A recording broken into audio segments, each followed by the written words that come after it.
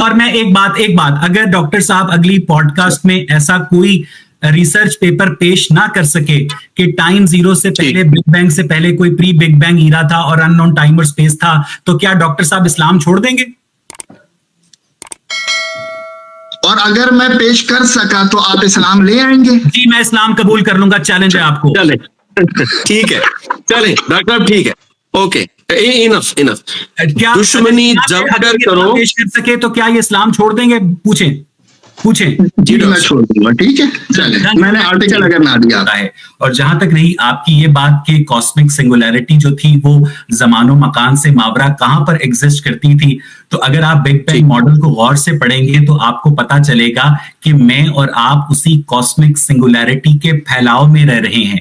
उसी cosmic singularity की expansion जो हुई है उसको हम बिग बैंग कहते हैं, जिसको कुछ लोगों ने मजाक उड़ाने के तौर पर बैंक से ताबीर कर दिया था, क्योंकि देयर वाज नो बैंक। तो ये बात समझने की जरूरत है कि कॉस्मिक सिंगुलैरिटी के फैलाव में जब हम रहते हैं तो ये मसला ऑटोमेटिकली सॉल्व हो जाता है कि कॉस्मिक सिंगुलैरिटी जमानो मकान से मावरा नहीं थी।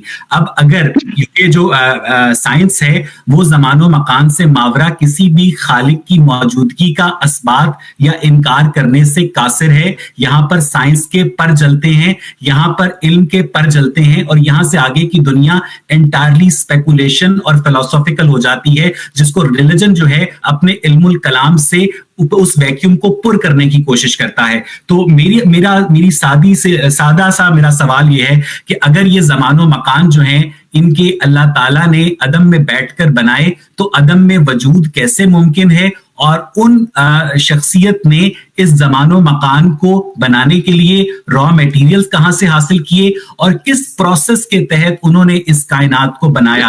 अगर इस बात को मजहब का खुदा बताने में नाकाम है तो मैं ये सोचने में मजबूर हूं कि वो पैगंबरे इस्लाम के दिमाग में पाई जाने वाली एक ऑल्टर ईगो है जिसे हम अल्लाह ताला के नाम से याद करते हैं। नाना साहब जी ठीक है। डॉक्टर साहब, अवैस भाई ने 2 मिनट और 10 सेकंड बात की है, तो आप भी इतने ही टाइम में बात कोशिश मैं करता हूँ, मैं बिल्कुल कोशिश करता हूँ, मैं कोशिश करता हूँ। आपने सुन ली, आपने पॉइंट सुन के सुन ली है, बिस्मिल्लाह कीजिए। बिल्कुल। देखिए ओवैस साहब से मेरे ख्याल में आज तीसरी गुफ्तगू है, पहली गुफ्तगू एग्जैक्टली इसी पॉइंट पे हुई थी, हमने 1 घंटा इसके ऊपर पूरी डिस्कशन करी थी। बात यही है कि मैंने कैसे बिग बैंग थ्योरी को समझा है ये नहीं चलेगा। बिग बैंग थ्योरी रियल में है क्या, उसको आपको देखना होगा। बिल्कुल इसमें कोई शक ही नहीं है कि हम इस वक्त कॉस्मिक इन्फ्लेशन जो हुआ उसके नतीजे में जो पूरी ये जो यूनिवर्स क्रिएट हुई, हम उस यूनिवर्स का एक गैलेक्सी का एक इतना सा छोटा सा पार्ट है और ये बहुत बड़ी गैलेक्सी है। अच्छा, थ्योरी ये भी कहती है कि ये यूनिवर्स नहीं, इस तरह की पैरेलल यूनिवर्स हो सकती हैं। बहुत सारे साइंटिस्ट इसको बिलीव करते हैं। चलें इसको भी 1 मिनट के लिए हम छोड़ देते हैं, अदरवाइज साइंस इस पे बिलीव करती है। दूसरी इन्होंने कहा कि नो डाउट कि इस वक्त आज जहां साइंस पहुंची है वो इन जवाबात से कासिर है और उनके पर चलते हैं, मगर साइंस इसका इनकार भी नहीं करती है, क्योंकि साइंस कभी भी अपने दरवाजे लर्निंग के बंद नहीं करती है कि ये नहीं हो सकता एंड क्लोज दीज डोर्स और इसके ऊपर अब रिसर्च ना की जाए। क्या साइंस मुकम्मल हो गई है? क्या साइंस ने ये 100% कोई साइंस की थ्योरी है कि देयर इज नो गॉड? अगर साइंस ये कह रही है तो बात अलग है। साइंस ये कहती है कि हाँ till now we don't know, till आज तक नहीं पता, हो सकता है आगे पता चल जाए। मगर साइंस ने जितनी एक्सपेरिमेंट किए वो एक जगह आके जरूर रुक जाते हैं कि इससे पहले क्या है हमें नहीं पता, बिग बैंग से पहले क्या है हमें नहीं पता। ये नहीं कहते कि है ही नहीं, ये कोई थ्योरी कोई साइंस कोई भी नहीं कहता है, कोई कहता ही नहीं है कि बिग बैंग से पहले क्या है। कोई कहता है कि कुछ नहीं है, नहीं पता। आपको नहीं पता होने इस बात का दलील नहीं होती है कि वो है नहीं।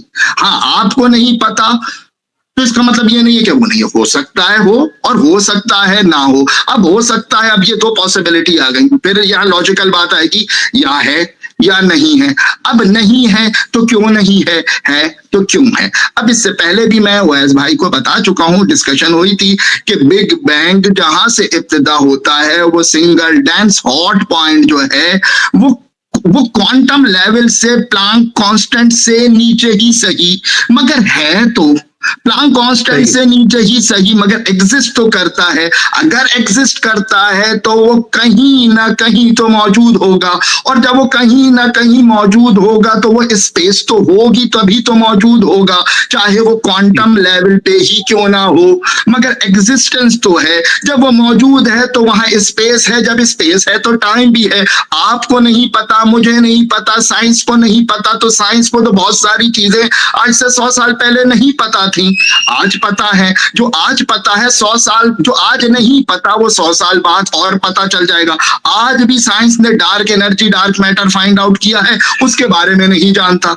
हो सकता है आगे 50 साल में पता चल जाए, आगे 10 साल में पता चल जाए। तो ना जानना इस बात का सबूत नहीं होता कि वो है नहीं।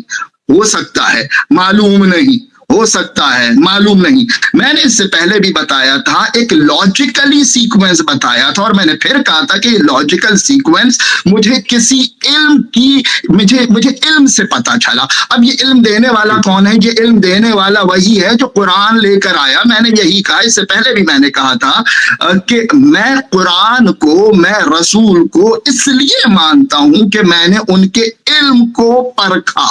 अगर मैं उनके इल्म को परखता और मुझे वो नहीं उस दर्जे पे मिलते तो मैं नहीं मानता।